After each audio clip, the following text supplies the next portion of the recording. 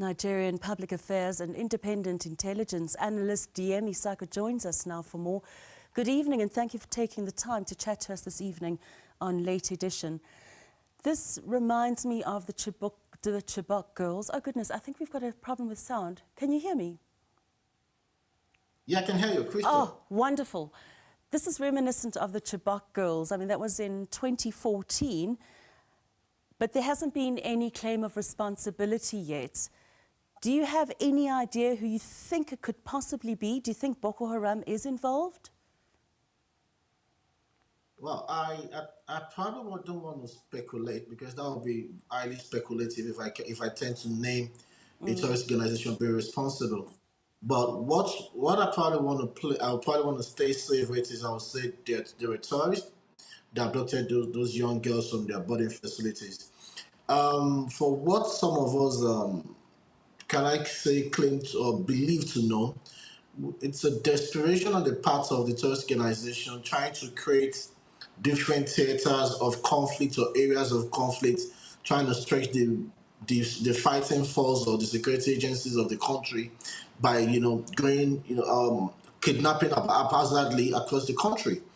And this was expected because of a massive policy of the government of the day, which wasn't properly communicated to Nigerians. Well, when this government came on board, it came up with a monetary policy which was called floating of the naira. In that instance, it was that was removal of subsidy on forex. By that move, singular move, the government cut funding to terrorism in Nigeria because in the last 4 or 5 years, valuable intel, shared intel with countries like UAE has proven that BDC's operators are probably, conduit pipe for funding of terrorism in Nigeria.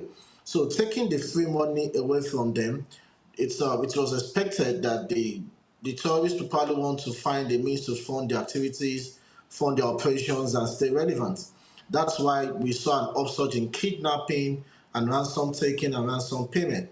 So that's why we're here we have. But I believe, based on the coordinated efforts we witnessed in Kebbi, in Benin Kebbi, we probably, with the presidential policy directive, we probably have more boots on ground and we'll be able to man those crisis reading areas and we'll probably get these young kids back to safety.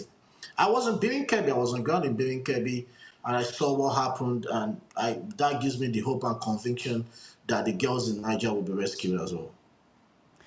Any ransom calls yet? No ransom calls. I can't speak to that because I'm not in the government security architecture. But I can tell you, if we were to rely on the operations and the concept of operations that was executed or applied in Kebbi, I don't see any reason for ransom payments in the issue of Niger State. At the beginning of our conversation, I said to you that it kind of is reminiscent at least of the Chibok girls. If you look at it now and you see what led up to the kidnapping of these girls and where we're at now, can you find any common threads that could possibly link it to the Chibok girls' abduction? Are there any similarities that really stand out to you? Well, like you rightly pointed out, and any smart intelligence analyst, anybody involved in counterinsurgencies or counterterrorism will tell that there's a clear pattern and similarities. There's a playbook there that they are adopting, and the government just have to open its own playbook to counter it. Yes, it's a replica, or it's a replication of the Chibok girls adoption, and that was what they wanted to achieve with Kebbi. They've done a lot of that style. They did the Dapchi girls adoption. There's the is it another secondary school in Zamfara? But the bottom line of it is, I see people desperate to want to cash out. There are two scenarios that comes to play here for me. The first one is, are they trying to set up the country for destruction, to strengthen or perhaps strengthen the cause and embolden the cause and claims of Christian genocide or genocide against Christians in Nigeria, and opening up the country for foreign invasion? And the other option, or probably reason you probably might want to play with in your private intelligence analysis, is maybe they're just trying to cash out as quickly as they can and close shop before the country becomes very hostile for them. Would you say that Nigeria's counterterrorism efforts are good enough, considering this has been going on, well, at least since 2014, obviously way before that, but I keep on, harking back to 2014. What has changed in terms of Nigeria's counterterrorism efforts from 2014 to now?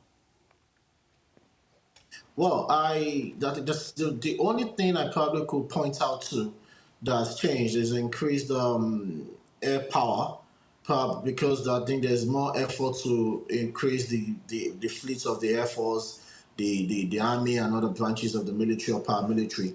And that has given quicker response time, that has brought about better operations when it comes to counter-terrorism. It has improved our coins.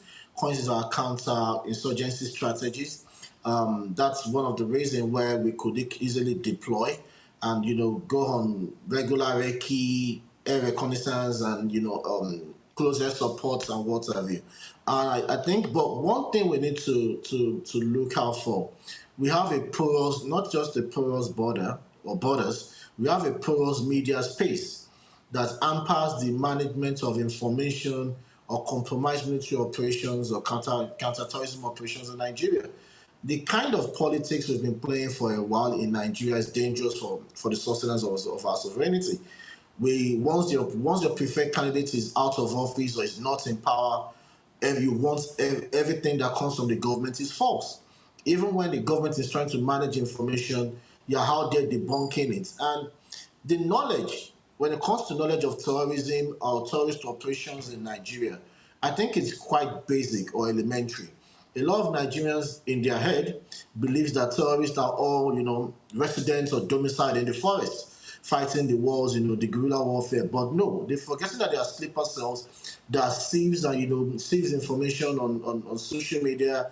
Look out for a piece of information to pass to the active cell, and oftentimes these compromise operations compromise the safety of personnel or fighting troops. I'm calling, I'm begging, I'm appealing to Nigerians that when you see that this is a deliberate effort by the government to manage information, please just let it slide for the safety of those guys on the front lines. Yeah, yeah. Thank you so much for that conversation and for the information you have shared with us.